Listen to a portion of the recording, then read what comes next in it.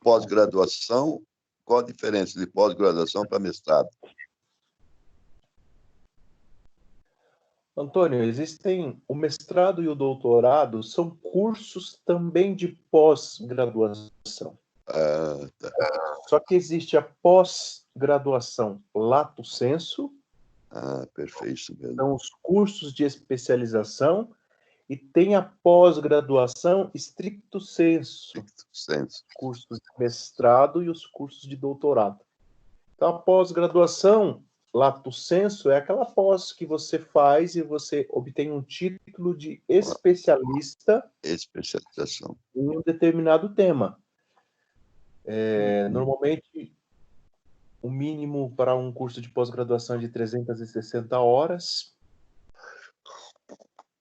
E você... Tanto faz lato sensu ou stricto sensu? Não. O stricto sensu deve ser mais tempo, né? O stricto sensu é o mestrado e o doutorado, especificamente. Sim, uma pós-graduação, o mínimo, uma lato sensu, pode ser 360 horas. Um curso de 360 horas. E aí, ao final do curso, com a conclusão do curso, você obtém o título de especialista. Especialista. Em uma determinada área. Por exemplo, vocês fazem direito, quando concluírem a graduação, você resolve fazer uma especialização em direito trabalhista. Puxa, você é um advogado especialista em direito trabalhista. Se você fizer essa pós-graduação, né? Essa é uma pós-graduação que pode ser chamada de mestrado também.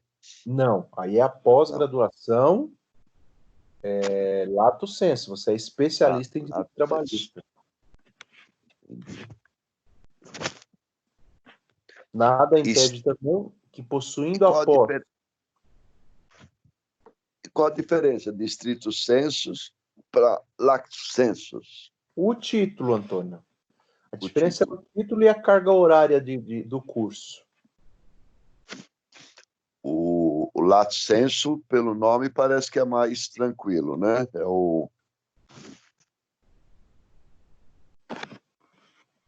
Lato sensu, quando a gente fala de lato sensu, você está falando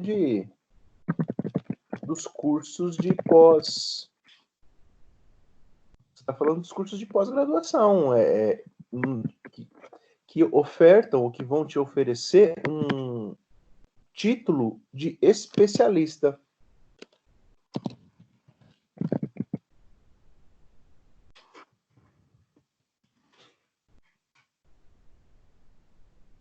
Se você for analisar o pé da letra, lato sensu, ele significa, vem do latim, significa no sentido mais amplo.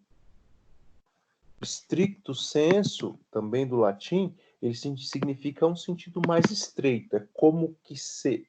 Ixi, o Antônio caiu aqui, eu estou explicando para ele, mas ele já deve voltar, né? Apesar de que Gustavo, Marcos e Milena, isso aqui é assunto também de metodologia científica importante para nós, viu? Essa diferenciação e ter esse conhecimento.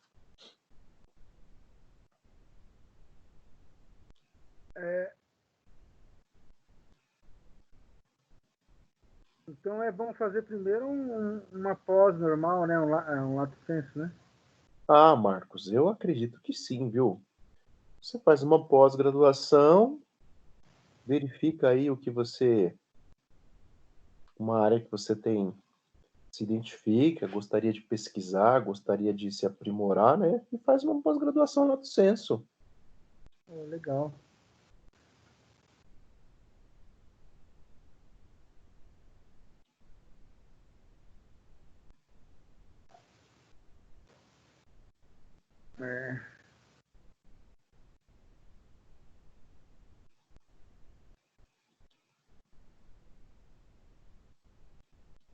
Eita, o Antônio sumiu mesmo. Olha lá, tá voltando. A gente já vai iniciar, viu, gente? Beleza.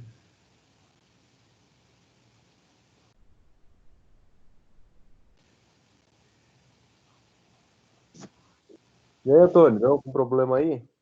Ele caiu a conexão e eu tive que reiniciar. Tá certo. Então, Antônio, estava falando aqui com o pessoal. Se você seguir ao pé da letra, lato sensu é um sentido mais amplo. Stricto sensu é um estudo mais restrito, mais específico, né? Uma determinada área. Mas o fato é que o lato sensu é um curso que te oferta um título de especialista e o stricto sensu é um curso que te oferta um título de mestre ou um título de doutor, um determinado assunto. E o mestre já pode dar aula. O especialista já pode dar aula. O especialista já pode dar aula. O especialista já pode dar aula. Entendi. O que capacita para a docência são conhecimentos da prática docente e a sua especialização em alguma área de atuação. Entendi. O título de especialista, mestre e doutor são somente títulos que te diferenciam no mundo acadêmico. Todas as faculdades, ou pelo menos boa parte delas, vai encontrar professores especialistas, professores mestres e professores doutores. A diferença entre eles é a área de atuação e a sua especialidade naquela área, naquele tema de pesquisa. Entendi. Professor é mestre, né, professor? Eu sou especialista, Antônio. Especialista. Eu tenho 5 especializações. Que bacana. Eu tenho uma formação, minha primeira formação, que é a graduação em psicologia. Aí eu tenho uma pós-graduação em docência no ensino superior. Essa me habilita para a docência. A docência sempre na psicologia. Não, docência no ensino superior. Sim, entendi. Certo. É um título. Isso, então eu tenho o título de especialista em docência. Certo. No ensino superior. Bacana, hein, professor? Parabéns. Eu tenho o título de especialista em teologia. Eu tenho o título de especialista em psicologia jurídica e forense. E essa me habilita ali no curso de Direito com vocês, na psicologia jurídica, na metodologia, porque é uma área de especialização minha. Eu tenho um título de especialista em prevenção ao uso indevido de drogas. E eu tenho um título de especialista em liderança e gestão de pessoas. Bacana, hein?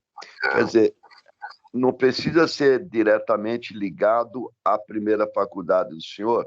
Por exemplo, o senhor tem o título superior, o senhor pode fazer a especialização se o senhor quiser.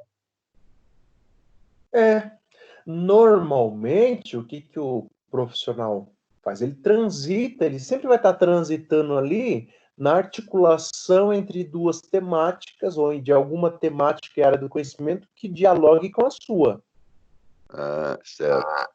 Por exemplo, eu vou para o curso de Direito dialogando com a minha área de conhecimento, que é psicologia. Eu vou ter uma compreensão das normas, das leis, a partir da compreensão que eu tenho do comportamento humano.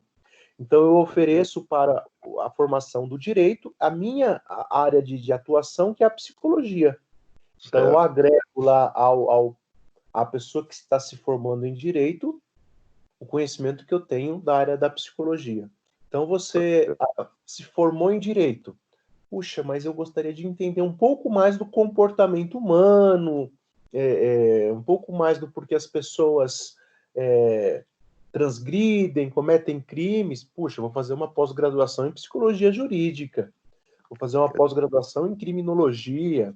Então, você vai Eu não preciso ser psicólogo para fazer uma especialização em psicologia jurídica. Não necessariamente. Porque são áreas do conhecimento... Vai ficar mais difícil, né? Não, são áreas do conhecimento, são áreas do conhecimento que dialogam. Certo.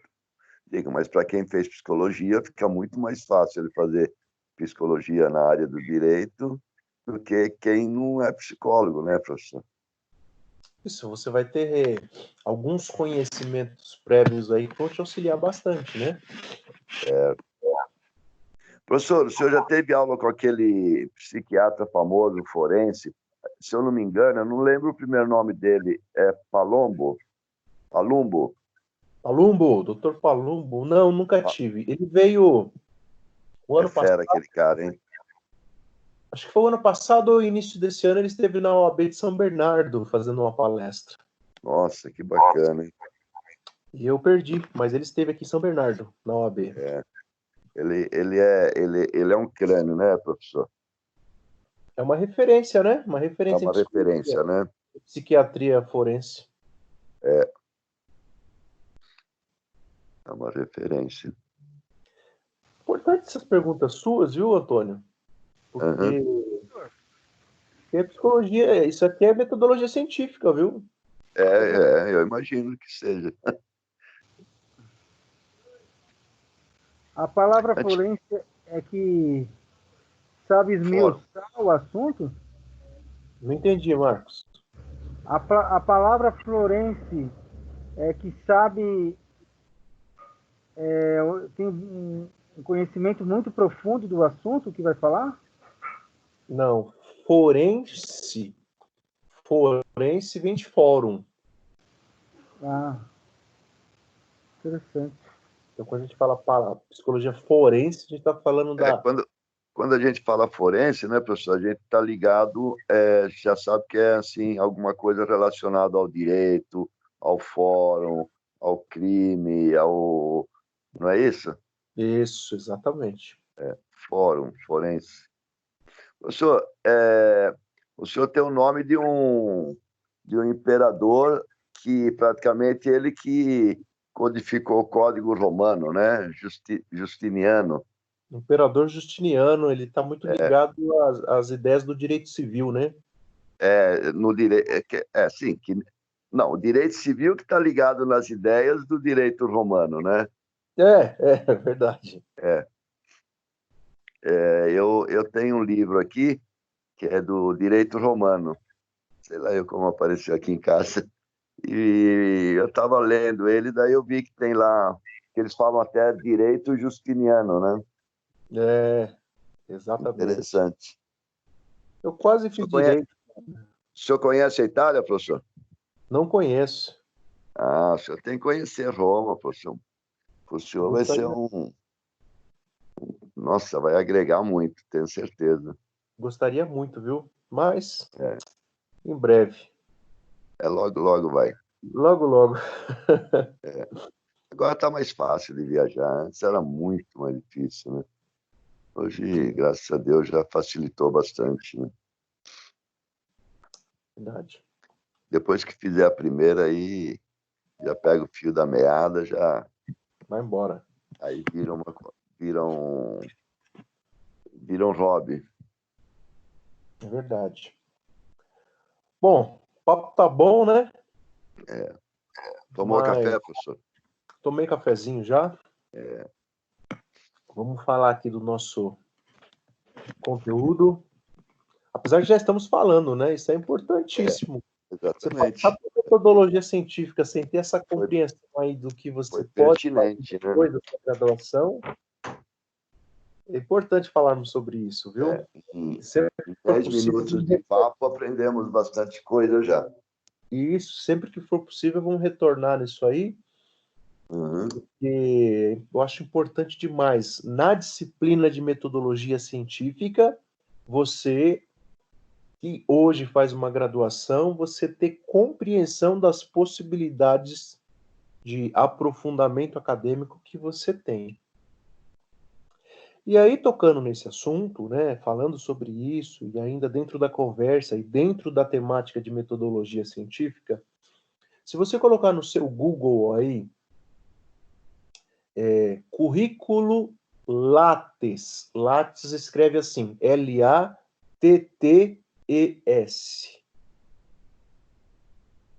Currículo Lattes.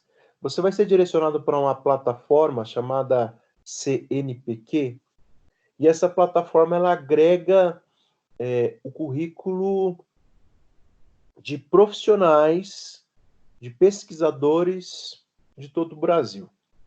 Então, a minha sugestão é que você, apesar do momento em que está, né, entre lá na plataforma CNPq, no currículo Lattes, faça o seu cadastro com o seu CPF e comece a construir o seu currículo Lattes. No seu currículo Lattes, ele fica lá na plataforma, então a cada curso que você fizer de especialização, a cada palestra que você fizer, a cada curso de extensão, a cada evento que você participar, a cada produção científica que você fizer, você vai adicionando ao seu currículo Lattes e ele vai ganhando corpo. Quando você quiser, ou alguém solicitar, você entra lá na plataforma, imprime, ou envia por e-mail. Que legal. Professor, como escreve currículo?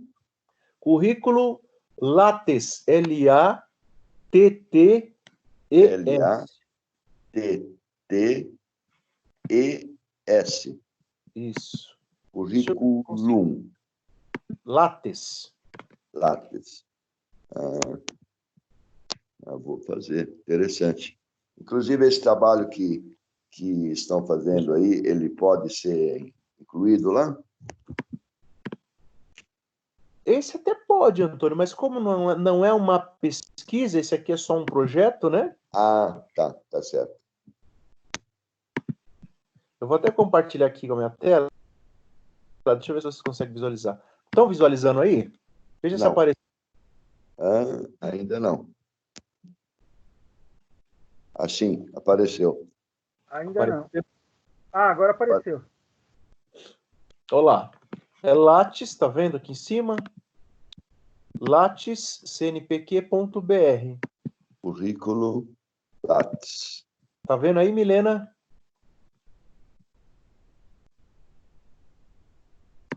Currículo Lattes. Ou sim, professor. Importante, viu? Depois você... O senhor já deu essa dica em aula. Já dei, eu lembro. Tá. Eu estou retomando agora porque já é importante falarmos sobre isso diante do momento em que estamos aqui de metodologia, viu? Muito Quem interessante. não fez, procura fazer. Você vem aqui, ó, cadastrar novo currículo, aí você vai colocar o seu CPF, vai fazer um cadastro e vai colocar o seu currículo. O meu, por exemplo... Paga alguma mensalidade? Não paga nada. Aqui, Antônio, você pesquisa todos os professores, profissionais da educação, pesquisadores, pessoas que mantêm o seu aprofundamento científico, você pesquisa aqui a formação deles. Por exemplo, se você quiser saber sobre mim, buscar currículo. Olha lá, vai aparecer lá. Eu vou colocar meu nome aqui completo, Marcos Messias da Silva Justiniano, tal. Buscar. Aí a plataforma faz uma busca e já me apontou aqui, ó. Tá vendo? Que legal, hein? Você vai abrir aqui, você tem a minha... Até a foto apareceu. Isso sou eu que faço, né? Você vai colocar sua foto lá, você vai... Tá. Aí lá, abrir currículo. Aí você vai ter todos os meus dados aqui. Isso aqui é público, né? Qualquer pessoa que quiser pesquisar, e aqui está aqui minha identificação, endereço, formação. E o senhor falou que qualquer palestra que assistir que der certificado pode incluir aí, né? Pode cadastrar aí. Deve. Ó, vou mostrar aqui para vocês, ó. Vocês estão visualizando aí? Aqui é a minha formação acadêmica e minhas titulações, ó. 2018, 2020, 2018, 2019, 2017, 2016, 2012, 2011. Essa parte de formação complementar são todos os cursos que eu fiz, que são cursos de curta duração, cursos de extensão, eles entram todos aqui, ó. Você tem aqui. Atuação profissional. Muita coisa, hein, professor? Os locais por onde eu já passei, por onde eu trabalhei, também aparecem aqui.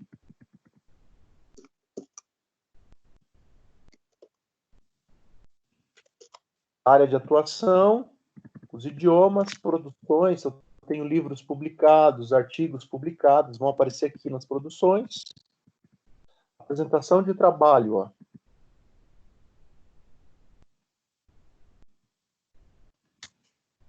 Outras produções bibliográficas, produção técnica, produção, patente ou registro, se eu tenho alguma marca registrada, está aí. Se eu já participei em bancas, também está aqui. O que é banca, professor? Hã? Bancas. Participou em bancas, o que é isso? Participou em bancas, eu na condição de professor, a cada término de semestre... Hã? Acabou julgando algum trabalho. Isso, eu participei de bancas lá quando o pessoal apresentou seus trabalhos de conclusão de curso. Ah, que bacana. E aí vai entrar aqui, né? E o senhor falou que essas palestras que têm certificado, pode tudo incluir aí? Cadastrar? Deve. Que bacana, hein? O curso.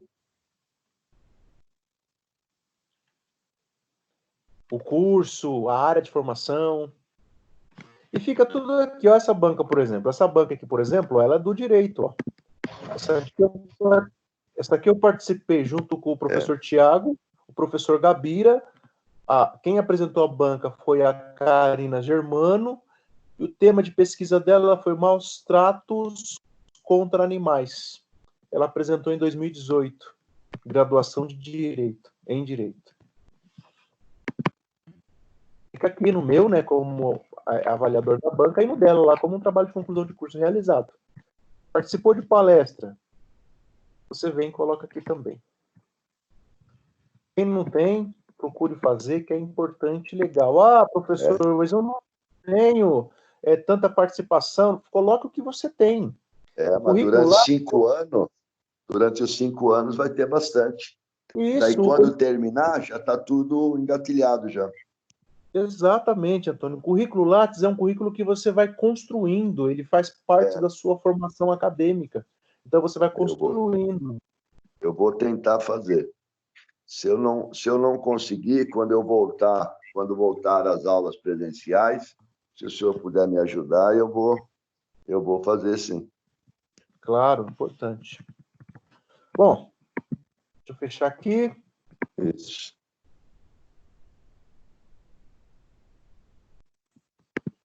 Já falamos de currículo Lattes, e hoje a gente vai falar especificamente da unidade 3.4. Vou compartilhar minha tela aqui com vocês.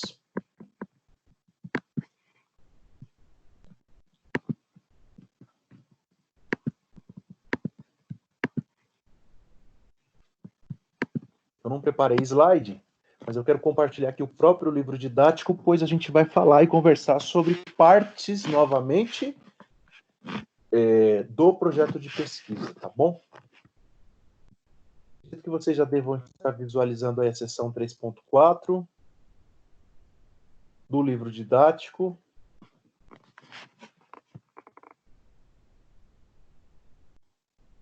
Certo?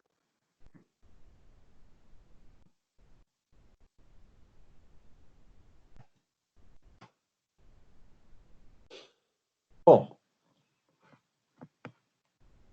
nós temos colegas em sala que possuem outra graduação, acredito eu,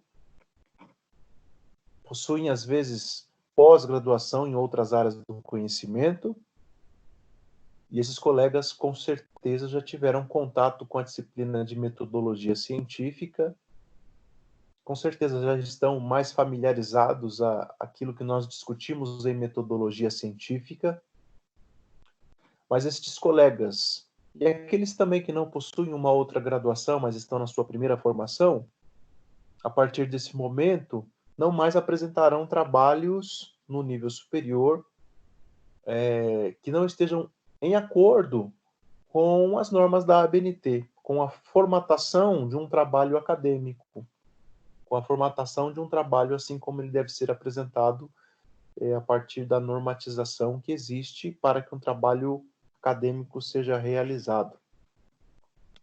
Nós estamos construindo o projeto de pesquisa, alguns colegas já terminaram, inclusive o Ulisses, né? O Ulisses já fez aí, terminou a terceira etapa. Isso, aliás, já conseguiu dar uma olhada, professor? Ainda não, Ulisses, me perdoa. Mas eu vou tentar fazer isso ainda o mais breve possível e dou um feedback para vocês, tá? Na verdade, eu olhei, mas eu não olhei a ponto de poder fazer uma avaliação e dar uma resposta para vocês. Mas como nós temos ainda 15 dias até a data final de entrega,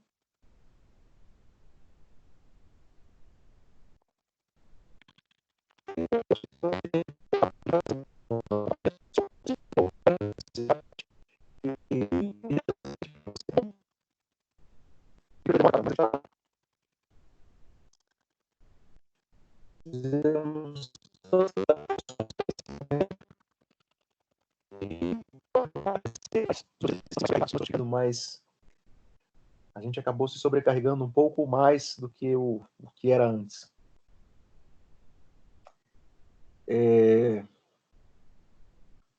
Mas vamos lá. Então, hoje eu preciso conversar com vocês sobre as partes do projeto de pesquisa. Inclusive, Ulisses, se você quiser dar um tempinho aí, cara, quando nós terminarmos aqui, a gente permanece na conexão aqui, eu já dou uma olhada. Que a gente já não perde a oportunidade, né? Eu continuo por aqui, sem problema. Legal, ótimo. Então vamos lá falar aqui das partes do projeto de pesquisa, né? A primeira parte que nós temos é a capa. A capa é algo que vocês já construíram, mas a capa ela necessita, ela possui partes, ela tem detalhes, ela possui uma normatização, ela possui critérios que precisam ser observados na sua construção.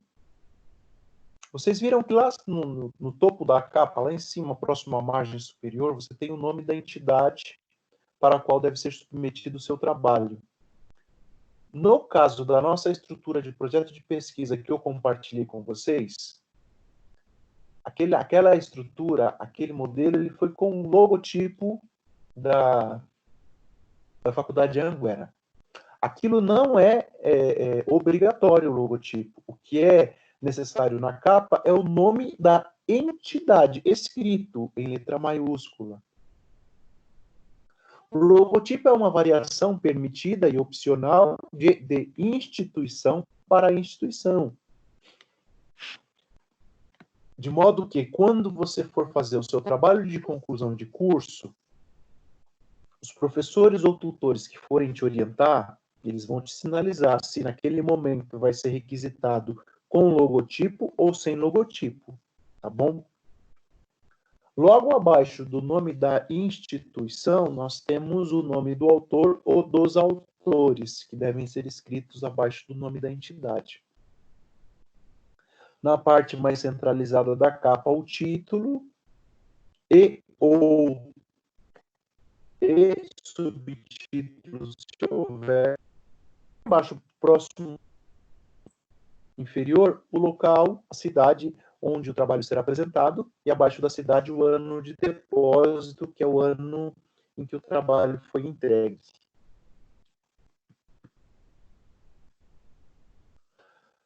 O segundo elemento que é obrigatório no projeto de pesquisa e um trabalho acadêmico é a folha de rosto, que é aquela segunda página. Na folha de rosto, você vai ter lá em cima, próximo à margem superior, o nome dos autores, mais centralizado o título e subtítulo, se houver. Próximo à margem inferior, o local, que é a cidade onde deve ser apresentado, e o ano de entrega. Algumas instituições, algumas entidades de cima vão solicitar, numa terceira página, os dados curriculares do autor, em folha distinta da folha de rosto. Então, você vai ter a capa, a folha de rosto, e mais uma terceira folha que apresentam os dados curriculares de quem escreveu aquele trabalho. Se a entidade de ensino não solicitar, não é uma exigência da ABNT, você não precisa colocar. Agora, se a entidade de ensino solicitar, você deve colocar essa folha com os dados curriculares do autor.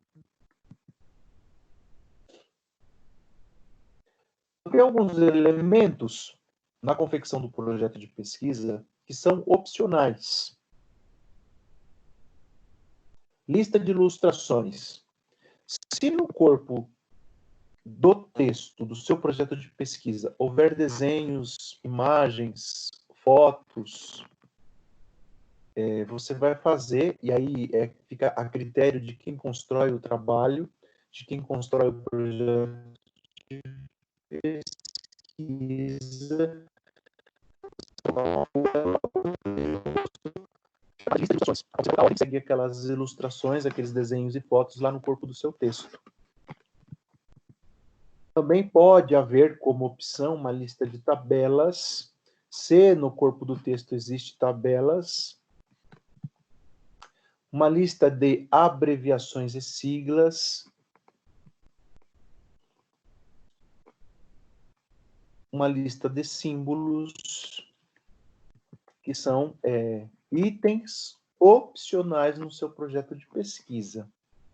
Bom, às vezes você olha para o seu projeto, você quer deixar ele um pouco mais atraente, quer deixar o seu projeto de pesquisa mais chamativo, né? Acha que é importante ter uma lista, por exemplo, constando todas as abreviações e siglas que foram citadas no texto. Isso é legal, fica um trabalho de pesquisa, um projeto de pesquisa interessante de ser lido, né? Então, a pessoa sabe que quando ela estiver lendo o seu projeto de pesquisa, qualquer abreviação ou sigla que aparecer lá, ele tem uma lista bem no início do trabalho, após a folha de rosto, que mostra para ele o que significa aquela abreviação, aquela sigla. Um item que é obrigatório e que você deve estar fazendo, se já não fez, é o sumário. Logo após a folha de rosto, nós temos o sumário que já foi enviado, né? Já está lá dentro daquela estrutura do projeto de pesquisa que foi a vocês solicitado.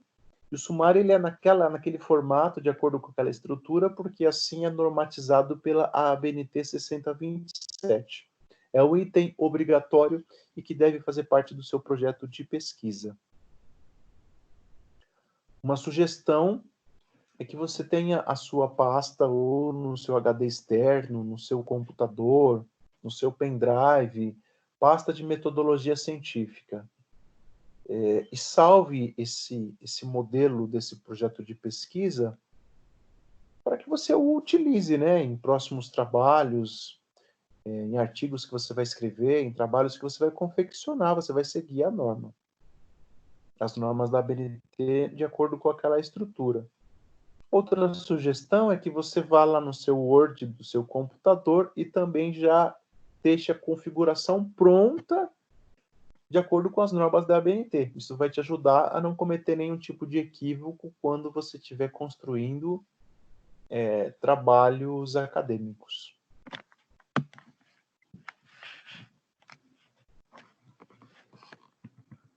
Elementos textuais. Elementos textuais.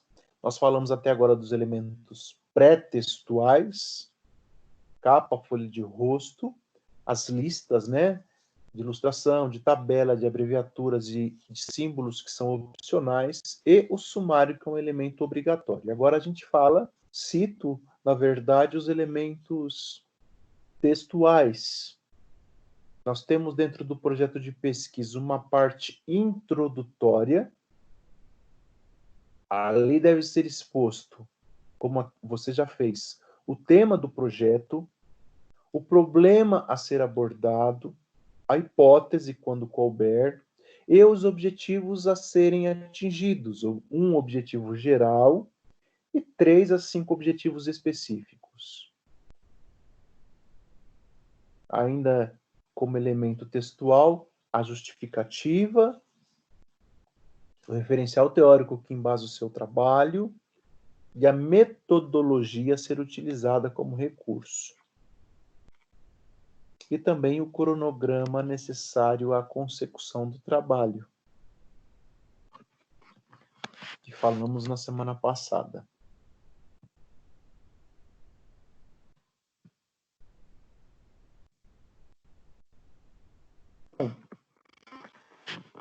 Feitos os elementos textuais, a gente tem no nosso projeto de pesquisa os elementos pós-textuais. O primeiro deles, que é um item obrigatório, são as referências, que está aqui.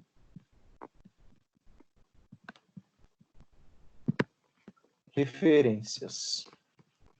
Ele é um elemento obrigatório, normatizado pela ABNT 6023.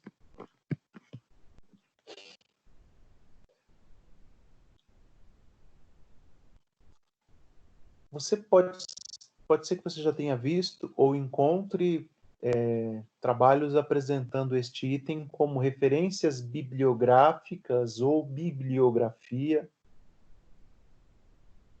O que eu sugiro que você tome cuidado com relação a isso e é mais pertinente que você coloque somente referências. Referências. Por quê? Porque bibliografia remete etimologicamente à palavra livros.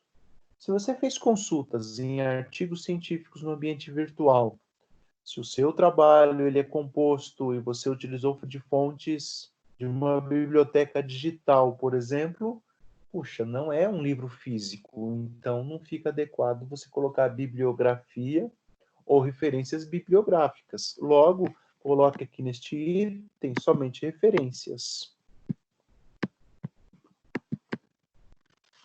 Lá no projeto de pesquisa que eu compartilhei com vocês, naquele modelo, naquela estrutura, temos algumas referências lá para que te sirvam de modelo. Na confecção deste nosso trabalho, deste nosso treinamento do projeto de pesquisa, você vai colocar as suas e vai tirar aquelas. Aquelas que estão lá são somente um modelo, né? Na aula que vem nós vamos falar de normas, como se constrói uma referência, como se escreve, tá bom? Elementos que são opcionais, você coloca, se você achar por bem, se você, por algum motivo, dependendo do seu objetivo do seu projeto de pesquisa, você entende que são necessários. Após as referências, você pode colocar um glossário em ordem alfabética, um apêndice, ou anexo e o índice. Tanto o apêndice como o anexo são partes acessórias ao seu trabalho. A diferença entre apêndice e anexo é que o apêndice são textos, ou um texto, uma imagem de sua própria autoria e que não coube ou não foi pertinente colocá-la no corpo do texto do projeto de pesquisa, mas você gostaria que ele fizesse parte. Então você vai colocar ele como uma parte acessória, chamada de apêndice após as referências. Se o texto, um poema, um texto, parte de um artigo é de um outro autor, e você entende que esse material corrobora com a sua pesquisa, você vai colocá-lo como uma parte acessória chamada de anexo ao seu trabalho após as referências. Tá bom?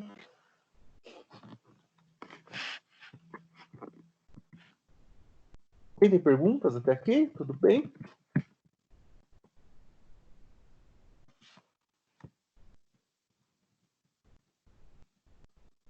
Professor.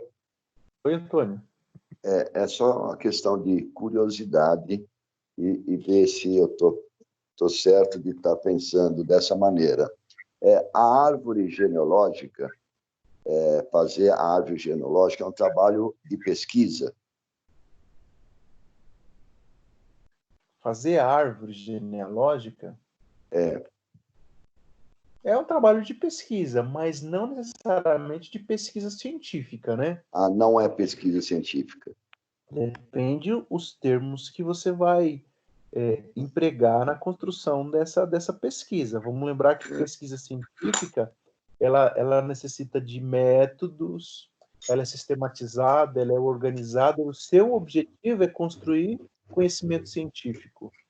Se você está construindo a árvore genealógica por curiosidade, porque você quer conhecer ali aspectos da sua família, da sua história, não tem produção científica aí, mas sim uma produção que também é importante, mas não de cunho científico, né? Entendi. Agora, se você quer pesquisar sobre esse tema, árvore genealógica, aí sim. Aí você já está inventando aí um... Interessante. Eu sempre tive vontade de fazer, com esses estudos que eu estou tendo aí com o senhor aí, aguçou mais essa vontade aí de fazer isso daí. É legal. Bom, viu? Um tema interessante. Professor, só uma outra questão. Por favor. Enquanto estava fazendo a pesquisa para essa pesquisa, eu vi que algumas monografias a introdução está bilíngue. Isso agora é obrigatório ou é opcional? Não, a introdução não é obrigatória ser bilíngue, não, Ulisses. A necessidade de 2 ou 3 idiomas até está no resumo. O resumo ele precisa. Às vezes você vai fazer alguma pesquisa no ambiente virtual e só te aparece o resumo do artigo. Aí você vai encontrar esse resumo que é composto de até 500 palavras em língua portuguesa, em português, e você vai encontrá-lo também em inglês ou espanhol, normalmente. Eu encontrei várias em inglês também. Eu falei, será que isso agora é item obrigatório ou não? O resumo, sim. A introdução, isso não. Na monografia, né? Isso. O resumo é obrigatório, ter 2 línguas. Certo. Agora, a introdução, não. Porque qual que é a ideia? Qual que é a ideia do resumo, né? A ideia do resumo é proporcionar uma experiência para que a pessoa que está entrando em contato com o seu trabalho, ele faça aquela leitura de 500 palavras, de algo bem sucinto, e dentro do resumo está lá os métodos que você usou, o tema que você pesquisou, os caminhos que você seguiu naquela pesquisa e as considerações finais que você chegou, de forma bem sucinta e objetiva. Aí eu leio o seu resumo, em inglês, em português, puxa, legal, quero conhecer mais essa pesquisa. Aí você vai lá abrir o artigo científico, a dissertação, a tese, e aí você lê ela na íntegra, né? Perfeito, era só para esclarecer. Legal, importante. Vamos fazer isso no TCC, né? Nosso resumo vai estar lá em 2 línguas. Bom, formato. Assim, gente, ó. Eu compartilhei com vocês, e normalmente eu faço isso, aquela estrutura, para que cada um já vá se familiarizando a construção de um projeto de pesquisa e a construção de um trabalho acadêmico. E aquela estrutura ela já foi pronta para você de acordo com as normas e formatação requisitadas exigidas pela ABNT. Mas você pode pegar um Word lá, em branco, e você vai fazer a construção de todas essas partes. É importante você saber. Não há a necessidade de se decorar esses itens, essas normas, essas regras. Isso sempre vai estar à mão para que você faça uma pesquisa e relembre. Mas há a necessidade de que você tenha clareza de que existe uma norma para a construção de um trabalho científico. Então não há necessidade de decorar, mas sempre que for necessário, você vai ter que voltar a dar uma olhadinha aqui nessas normas, tá bom? Quando eu digo para você já configurar o seu Word, é uma sugestão para que você não corra o risco de apresentar um trabalho acadêmico fora ou em desacordo com as normas, o que acontece com muita frequência. Às vezes você pega um aluno lá de 8º semestre e o cara te apresenta um trabalho com um espaçamento justificado à esquerda. Você pega um trabalho, o cara está no 8º semestre com as margens lá de 4 centímetros dos dois lados, parece uma linha assim no meio da página. E essas normas, elas têm mudanças muito frequentes? É bom sempre dar uma atualizada ou não? Não, as mudanças não são frequentes. Ok. Na dúvida, eu sugiro que sempre você faça uma breve pesquisa na internet mesmo, né, para confirmar. Mas elas não têm mudanças assim significativas com tanta frequência, viu? Eu compartilhei com vocês lá no AVA o link do site da Associação Brasileira de Normas Técnicas. E lá você encontra as normas para todas essas partes, mas elas não têm mudança com frequência, não. Com relação à formatação, os trabalhos devem ser apresentados em papel branco, formato A4. Claro, se tiver aqui no Word do computador, né, tá lá branco. Mas se você for imprimir esse trabalho, só tem folha de sulfite azulzinha ou de uma outra cor. Não pode, o papel tem que ser branco e o tamanho desse papel tem que ser A4. Digitados no anverso das folhas, na frente, né, da folha, impressos em cor preta. Já peguei trabalho também que fala digitados no anverso das folhas, o qual a pessoa digitou no anverso e no verso da folha. E não é adequado, né, para um trabalho acadêmico. É só no anverso, somente em um lado da folha. Impressos em cor preta, podendo utilizar outras cores somente para as ilustrações. Sai lá aquele cinza bem escuro, ou azul bem escuro. Ah, vou imprimir assim mesmo, minha impressora está com problema, vou imprimir e entregar assim. Não faça isso porque está em desacordo, viu?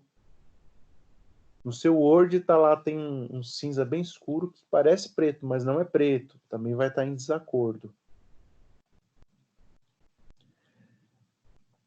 Recomenda-se para a digitação. Aqui, o texto aqui está recomenda-se, mas é uma exigência, né?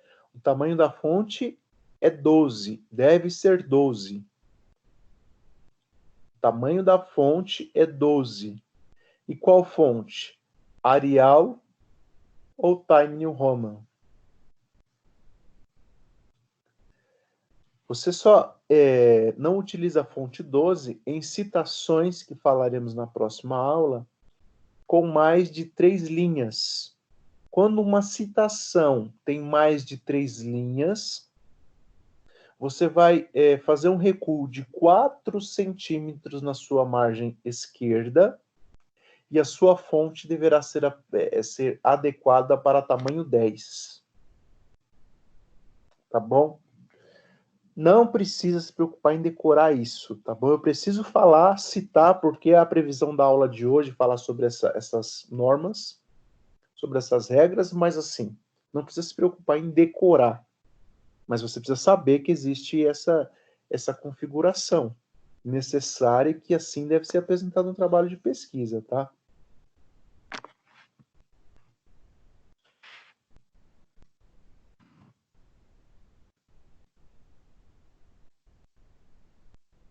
Por incrível que pareça, como eu estou falando para vocês, existem pessoas que, apesar das aulas de metodologia científica, apesar de a gente bater nesse assunto aqui, o cara tá lá no 2º, 3º, 4º, 5º, 6º, 7º, 8º semestre, vai fazer um trabalho lá, o professor solicita um trabalho acadêmico, um artigo, uma pesquisa para que ele confeccione um trabalho acadêmico, o cara não observa nenhuma dessas regras. Escreve lá em tamanho 14, margem em desacordo, espaçamento justificado à esquerda ou à direita, vira uma salada. Você fala, puxa, esse cara não teve aula de metodologia científica ou ele não estava nem aí, né?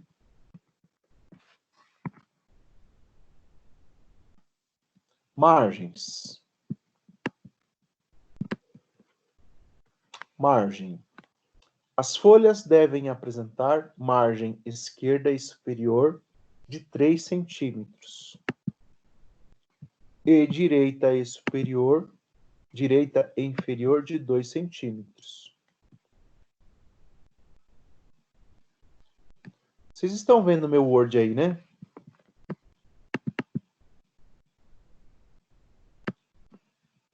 Aparece aí a minha tela de Word? Aparece sim, professor. Legal, obrigado, Antônio. Bom, se você clicar aqui em parágrafo, fonte. A sugestão é que você já deixe isso aqui padrão lá no seu computador, tá? A fonte é Arial, tá aqui, ó, Arial. Ou então você vai colocar Time New Roman. Aqui, ó. Normal, tamanho 12. E como padrão, se você der OK, vai ser somente para esse trabalho. Se você define como padrão, o seu Word, ele, ó, somente para este documento ou para todos os documentos? Todos os documentos, OK. Sempre que você for fazer um trabalho, ele já vai estar... Deixa eu ver quem está chamando aqui. Só um segundo.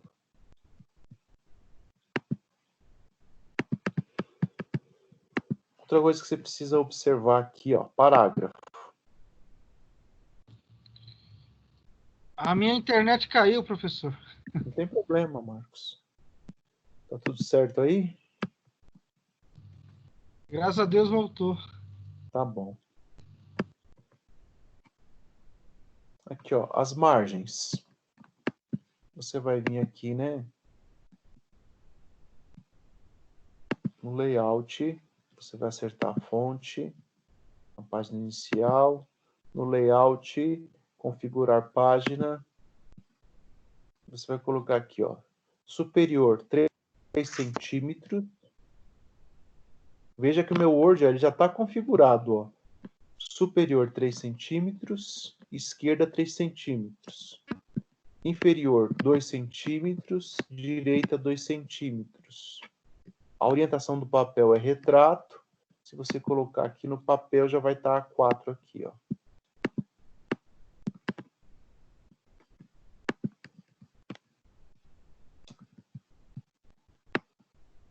Defino como padrão. Para todos os documentos? Sim. Ok. Professor, no meu aqui não está aparecendo nada. Você está mostrando? Estou mostrando, mas é porque você voltou agora, deve ser, né? É, né? Acho que logo estou com a tela do Word aberta. Só para eu mostrar as configurações aqui que precisam ter.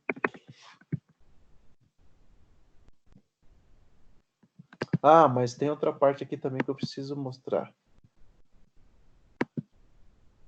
Aqui. No espaçamento ou espacejamento, enfim. Qual é o alinhamento do meu texto?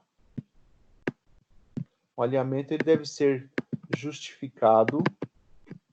E o entre linhas, se você clicar aqui, você vai ver que tem simples, 1,5, duplo, pelo menos, exatamente, múltiplos. Tem que ser o 1,5. Defino como padrão, somente para este documento, todos os documentos, ok, pronto. Aqui eu já tenho a prévia da configuração de um trabalho acadêmico.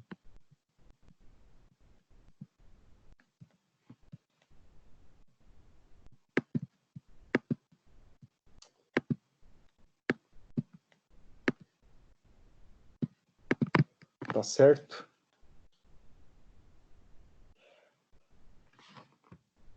Notas de rodapé, se houver, elas devem ser digitadas dentro das margens, ficando separadas do texto por um espaço simples e por filete de 3 centímetros. Os indicativos de seção.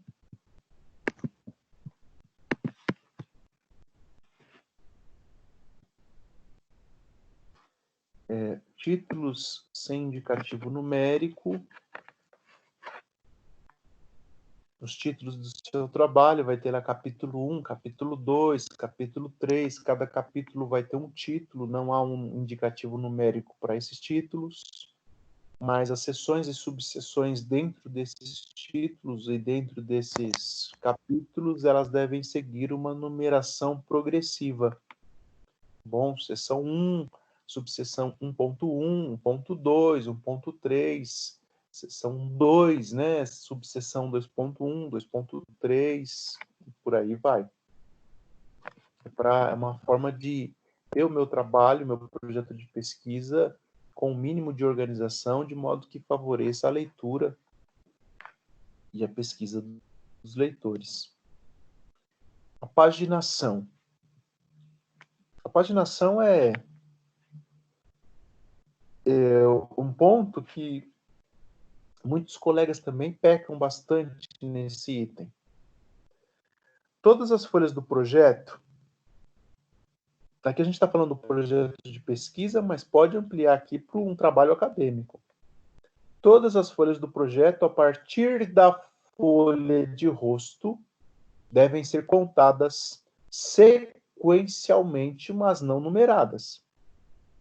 A numeração é colocada a partir da primeira folha da parte textual, em algarismos arábicos no canto superior direito da folha, a 2 centímetros da borda superior.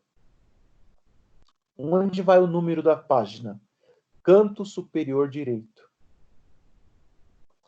Tem lá a capa, folha de rosto, sumário, introdução.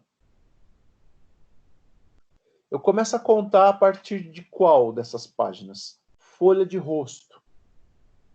A capa eu não conto. Então eu tenho a folha de rosto, página 1, sumário, página 2. Se não houver nenhum elemento opcional, como lista de ilustrações, de tabelas, se não há no meu trabalho esses elementos, então eu tenho capa que eu não conto, folha de rosto 1, sumário 2, introdução 3. Página 3. Não coloco na folha de rosto o número de página, não coloco no sumário o número de página. Mas lá na página da introdução, vai lá no canto superior direito o número 3, relativo à página 3. É o início, a primeira folha da parte textual do meu projeto de pesquisa. Então, eu estou contando a folha de rosto, estou contando o sumário, mas não coloquei número de página neles. E na primeira parte do meu elemento textual, que é a introdução, eu começo a colocar a paginação. Tá bom? Lembre-se disso.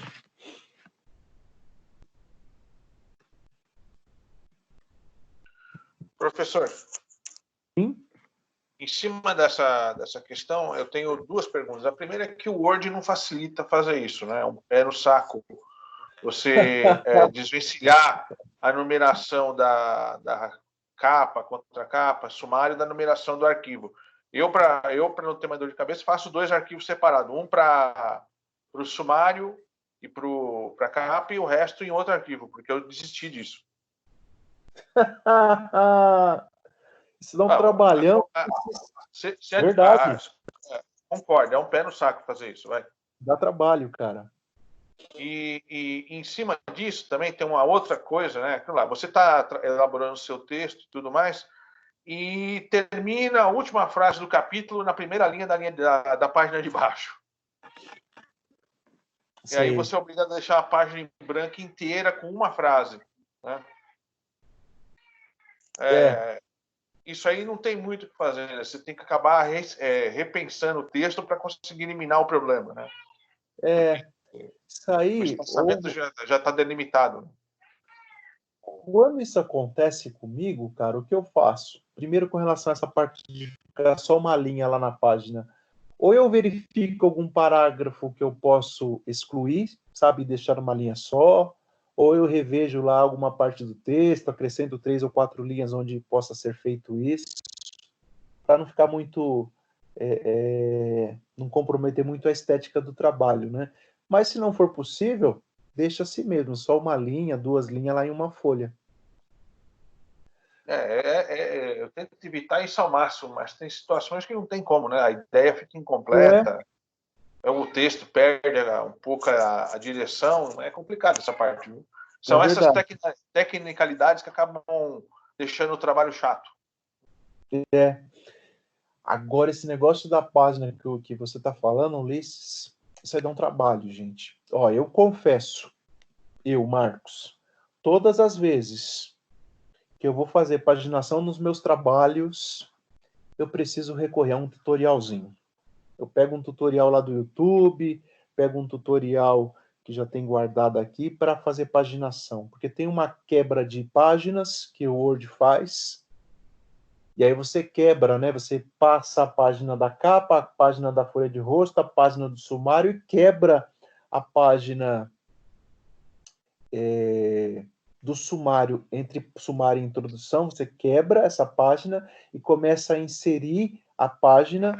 Bom, deixa eu tentar fazer aqui, né? Vou mostrar aqui, acho que é mais fácil. Ô, professor. A cada versão de Word, isso muda o jeito de fazer, né?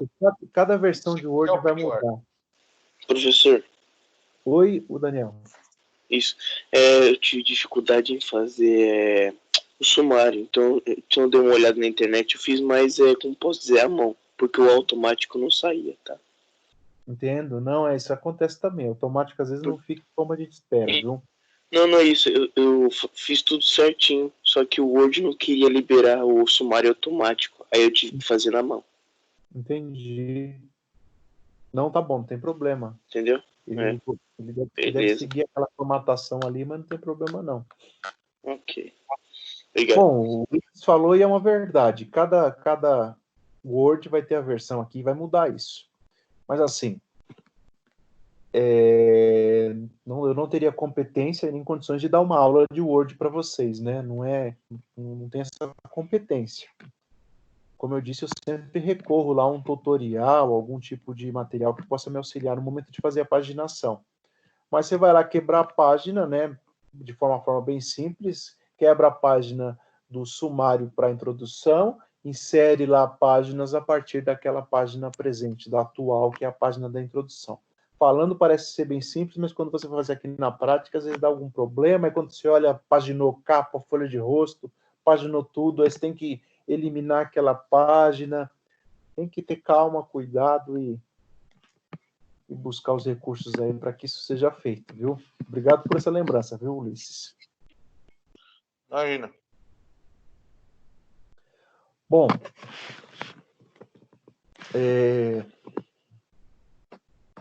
seguindo aqui, nós temos as citações. Na semana que vem a gente vai falar sobre isso também, sobre essas normas de citações, direta, indireta, citação da citação, como que eu coloco isso no corpo do texto, como que eu devo fazer, como que eu devo apresentar.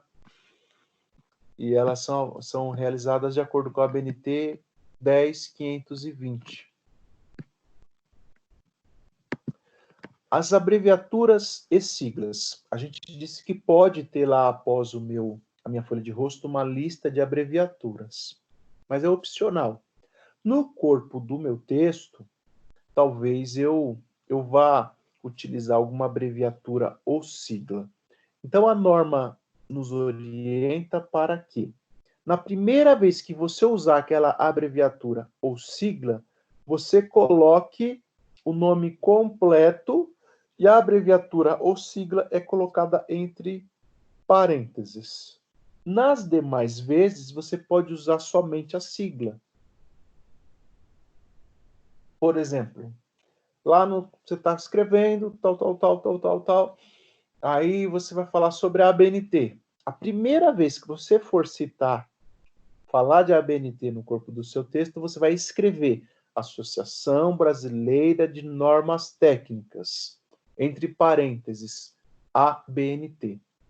Continue escrevendo o texto. Lá na frente você vai falar de novo de ABNT. Não precisa mais escrever Associação Brasileira de Normas Técnicas. Coloque somente a ABNT. Tá bom?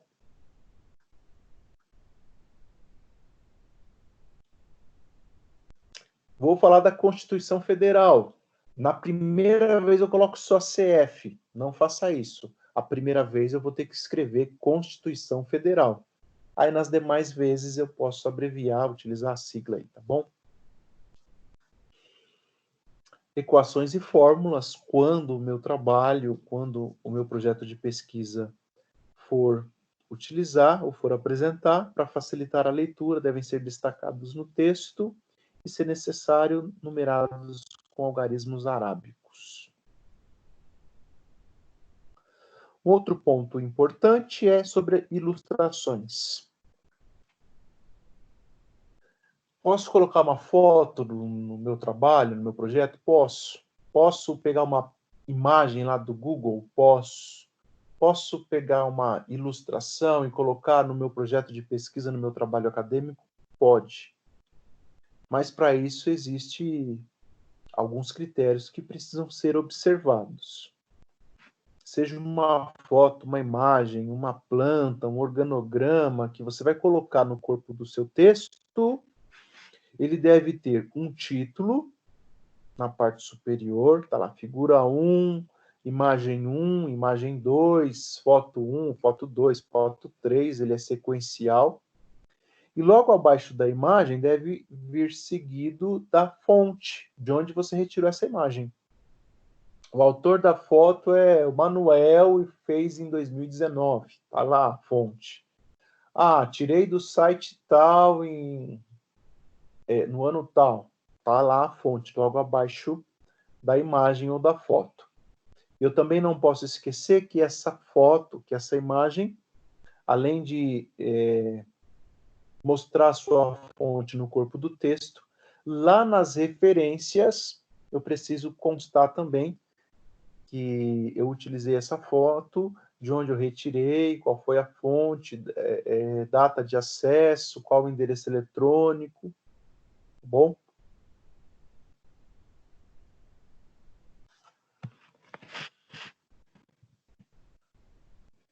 Bom, das partes aí da formatação do projeto de pesquisa é isso. A nossa unidade aqui, ela ainda vai falar dos instrumentos de coleta de dados. Instrumentos de coletas de dados. Onde que isso aqui vai entrar no seu projeto de pesquisa? No item metodologia. Lá no item metodologia, se você não fez ainda, está fazendo, vai fazer. Neste item você deve constar qual é o seu tipo de estudo, se é um estudo exploratório, descritivo, do que trata-se, o tipo de pesquisa, se ela é qualitativa, quantitativa, e como é feito o levantamento desses dados. Se é uma pesquisa bibliográfica, se é um levantamento, se é um estudo de campo. E você vai citar também no item metodologia quais são os instrumentos utilizados. Sim? Por favor, teria como você repetir tudo que você falou da metodologia mais uma vez? Para me anotar. Tem. No item metodologia, você vai ter que apresentar quais são os recursos, quais são as ferramentas que você está utilizando na construção do seu trabalho, do seu projeto de pesquisa. Entre elas, o tipo de estudo, por exemplo, se é um estudo descritivo, se é um exploratório, se é uma revisão bibliográfica, se é um levantamento bibliográfico. Você vai citar, você vai falar qual é o tipo de pesquisa, se é qualitativa, se é quantitativa, se é uma pesquisa descritiva. Você vai falar também quais são os instrumentos que estão sendo utilizados para esta pesquisa. Importante ressaltar que não só você vai falar lá no item metodologia, como você precisa também fazer o embasamento teórico, citando algum autor que fala desse instrumento ou desse tipo de pesquisa. Lembre-se disso, hein?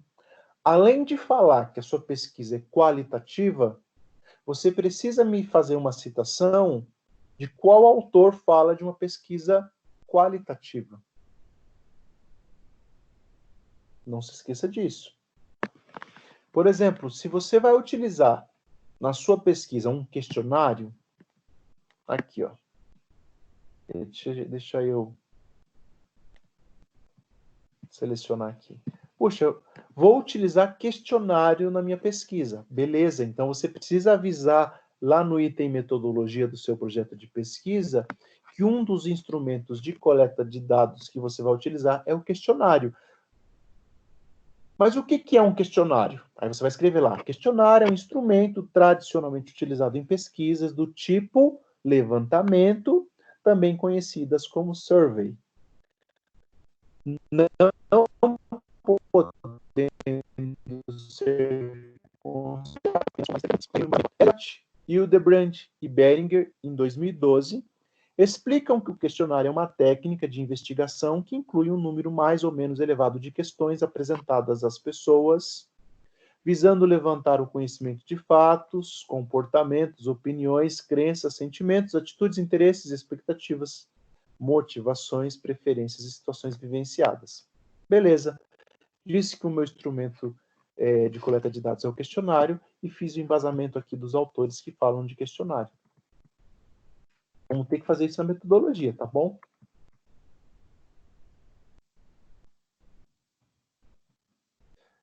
Aqui nessa unidade aqui, ele ainda vai falar da observação, quando a observação é um instrumento de coleta de dados, a observação participante, quando o pesquisador, quando o estudante, ele vai a campo, aí mais no estudo de campo, e ele vai fazer observações diretas, né, de um fenômeno, de uma população, ele está lá observando e coletando dados para a sua pesquisa. A orientação é que se o seu instrumento de coleta de dados é uma observação, você tenha um diário chamado diário de bordo ou diário de campo, qual você vai fazendo suas anotações e registros imediatamente após a observação. No nosso caso, quando eu digo no nosso caso, eu me refiro à nossa formação, ao nosso momento.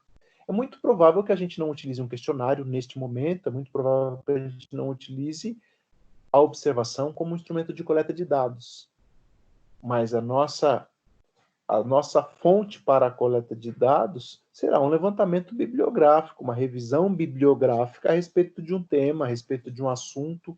E nesta revisão bibliográfica eu vou coletando informações, aprofundando a compreensão a respeito do tema que eu estou pesquisando. Tá bom? Então, a revisão bibliográfica é o meu instrumento aqui para a coleta de dados. Deixa eu ver. É isso aí. A unidade 3.4 é o que nós precisávamos conversar e falar.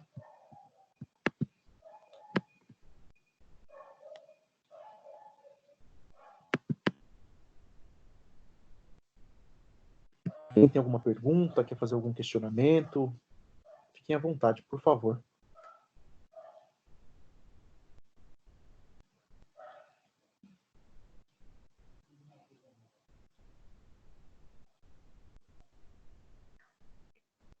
Só mais uma questão, professor. Eu vou acabar... como o que eu tinha de referencial para trabalho era o que eu tinha feito na minha monografia anterior, faltou alguns detalhezinhos que você citou hoje. Então, talvez, quando você der uma olhada lá, realmente algumas informações vão estar faltando. Ah, não tem problema. Eu sinalizo lá e te aviso. Isso é importante ressaltar também, Ulisses. Eu tenho certeza que você já teve essa experiência. Quando a gente está construindo um trabalho acadêmico, uma pesquisa, um trabalho de conclusão de curso, a gente vai ter a figura lá do nosso orientador. O orientador é o professor lá, o cara que está nos acompanhando. Então, à medida que você vai construindo esse orientador, ele vai te sinalizando esses pontos, né, que precisam de ajustes, que precisam de adequações, né? Esse é o papel do orientador. Então é saber, mas vai ter esse cara lá nos orientando quando estivermos construindo, né? Sim. Pô, Da minha parte era isso. então tá ótimo. Pessoal, por hoje é isso. São 9h20. Eu permaneço à disposição aí se você tiver alguma dúvida a respeito do projeto de pesquisa. A respeito Hoje foi mais sobre projeto de pesquisa mesmo, né, professor? a unidade 3.4, Daniel. A Ok. cada aula eu Então- sigo a unidade respectiva do livro didático, tá? Professor, Sim, Antônio. no segundo semestre, nós vamos continuar tendo aula com o senhor? No próximo semestre. Eu não sei, Antônio. Talvez a gente se encontre.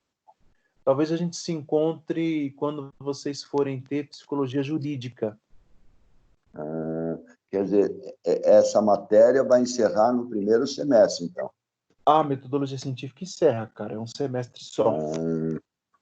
Puxa vida, mas é muita coisa, né, professor? Era bom a gente ter um pouquinho mais, né? Muita coisa, Antônio, assim. E a gente vai usar sempre, cara. Vai usar sempre. Ainda mais assim da forma que está sendo passado isso daí. Por exemplo, eu vou citar o meu caso. Eu não sei nem abrir o Word, ok? Eu não tenho essa experiência e ainda não tenho como correr atrás de eu aprender isso daí. Quer dizer, quando eu aprender a mexer com o Word, que eu vou começar a fazer isso daí. Imagina a dificuldade que eu vou encontrar. Está entendendo, professor? Ô, Antônio. Então, essa pandemia, essa quarentena que a gente está passando, é legal. A gente está tendo as aulas online, está tendo eu estou tendo uma noção disso daí. Eu acredito que deve ter outras pessoas também, outros colegas, que estão passando pelo mesmo problema que o meu. Então, eu acho Seu que... Antônio, Oi. Seu Antônio, eu Sim. tenho 18 anos, e tenho uma dificuldade do caramba com ele, tenho que pedir ajuda pra minha mãe. Eu fico contente com isso, viu? Mas eu já percebi que você mexe bem, cara. A única coisa que eu sei fazer é ligar o computador aqui, e às vezes assim mesmo eu me atrapalho, viu? Eu estou Mas encontrando pode ter muito certeza problema. que você vai melhorar. Você vai melhorar, se Deus quiser. Obrigado, Daniel, obrigado. Isso daí me dá um incentivo, viu? Muito bom.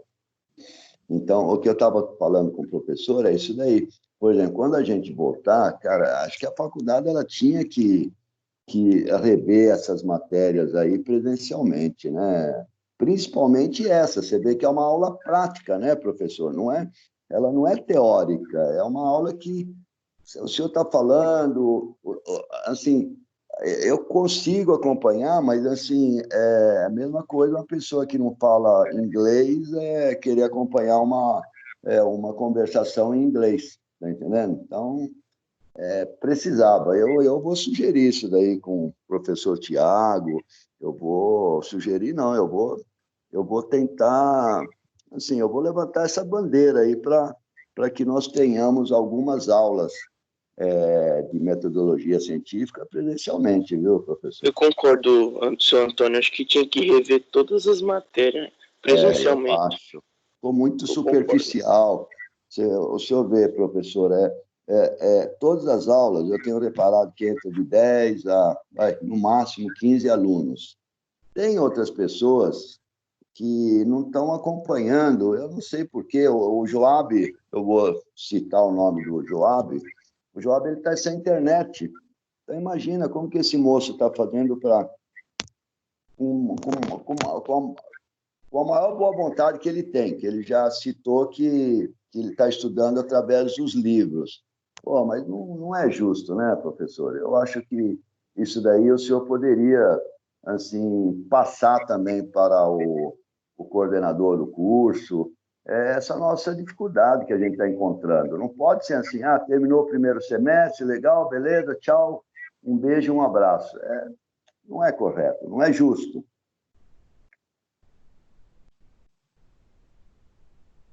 Ô, Antônio, eu entendo. Na sua fala aí, você falou de várias dificuldades, né? Com relação à primeira parte da fala, tá bom? A Word. Eu também, como eu disse, eu não tenho competência para mexer no Word, Antônio. Eu também preciso aqui mexer, fuçar, perguntar, e eu pergunto pro meu filho. Não dá nem para comparar, professor. Eu tentei, eu entrei aqui no Word, professor, mas não sai. Cara, parece um negócio assim, não sai do lugar. Eu fico frustrado, viu, com isso daí. Imagino, então, eu entendo. Vejo que todo mundo sabe mexer. Esse trabalho que o senhor pediu aí, professor, eu me sinto envergonhado de não ter participado da forma que eu gostaria de ter participado. Primeiro, pelo distanciamento, e depois, por eu não... Pô, eu fiquei assim de mãos atadas, eu fiquei envergonhado. O trabalho foi entregue, o Ulisses entregou, agradeço o Ulisses, a Regiane, o Marcos, simplesmente incluíram o meu nome. Mas eu não participei, professor, eu sou sincero a falar, eu acho que a gente está vivendo uma realidade que a gente não pode omitir das nossas dificuldades. Então, eu sinto assim que eu tô pagando uma coisa, eu entendo que sempre, assim, em primeiro lugar, eu entendo que é devido a essa pandemia. Se não fosse isso daí, com certeza, eu estaria bem mais adiantado nos meus conhecimentos em todas as matérias aí. Mas a faculdade, ela se omitir em ajudar, em ensinar realmente o que eles tinham intenção de ensinar, eu acho que ela tem que fazer uns